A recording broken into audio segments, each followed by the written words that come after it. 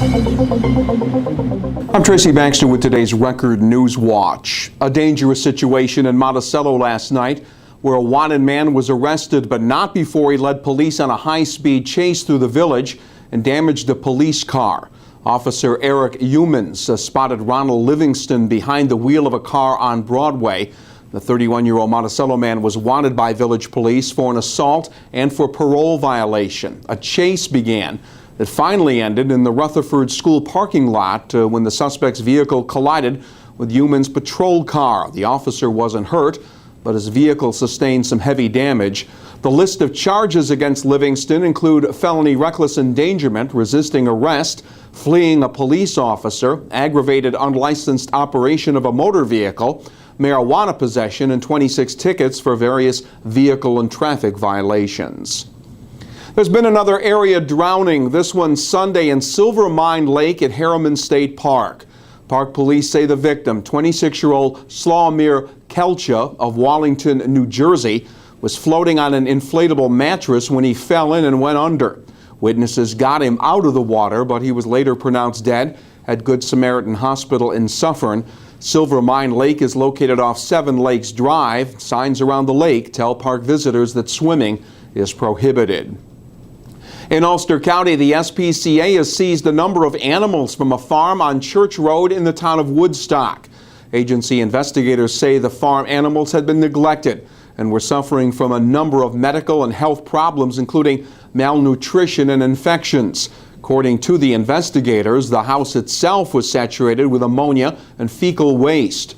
Charges of failure to provide proper sustenance are pending against the owner, Louise Garicchio, who also faces more than a dozen misdemeanor charges under the state agriculture and markets laws. Teens and a few adults wore hoodies Sunday during a special service at Newburgh's Ebenezer Baptist Church to honor the memory of Trayvon Martin and to protest the acquittal of George Zimmerman, the Neighborhood Watch volunteer found not guilty of second-degree murder last week for the fatal shooting of the black Florida teen. The service featured a sermon from Reverend Bruce Davis, who urged nonviolence while asking parishioners to stand up for what's right. Over the weekend, thousands of people attended rallies across the country to protest the jury's not guilty verdict.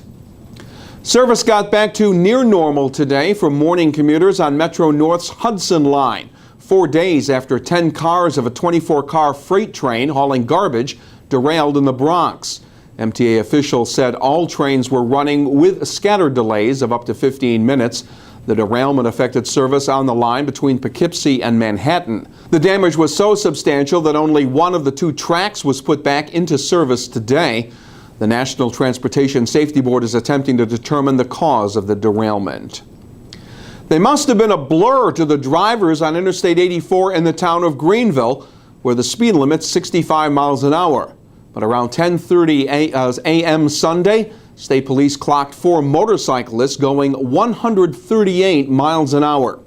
42-year-old Charlton Paul of Chester, 39-year-old Jaime Ayala of Hopewell Junction, 45-year-old Stephen Fields of Walden, and 32-year-old Felix Pagan of LaGrangeville are now scheduled to appear in Greenville Town Court August 14th.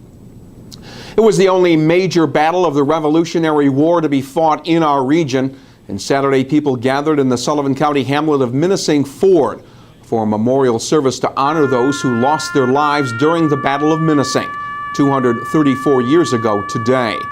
The 1779 battle would be a decisive British victory, with colonial troops sustaining heavy losses, 48 killed and 1 captured. Saturday's memorial service at Battleground Park featured members of the Navasing Long Rifles with the American Legion and VFW. Earlier today, local members of the American Legion and Veterans of Foreign Wars took part in a commemoration service at the Minisink Battle Monument in Goshen to remember the Goshen area militiamen who lost their lives. And Stony Clove Creek in Phoenicia was chock full of waterfowl Sunday afternoon, only these ducks were of the plastic variety, and the people who bought them were helping raise money for the Phoenicia Rotary Club. This was the club's 24th annual Crazy Quacker Duck Race, and folks lined the creek to cheer on the ducks. Fundraiser also included 5th Phoenicia Rotary Regatta for kids ages 6 to 12. with balsa wood boats the kids built from kits. Proceeds go to a number of Rotary youth programs, including scholarships for Onteora High School graduates. It'll stay warm out there this week, but it won't be quite as humid. Tuesday will be mostly cloudy with a threat of late-day thunderstorms. The highs will be in the low to mid-80s. Wednesday will be partly cloudy with again the chance of a passing thunderstorm or two. Temperatures Wednesday will also reach the low to mid-80s. Keep tabs on what's happening throughout the day right here at Record Online and get the information you need to help start your day by reading the Times-Herald Record. For Record Newswatch, I'm Tracy Baxter.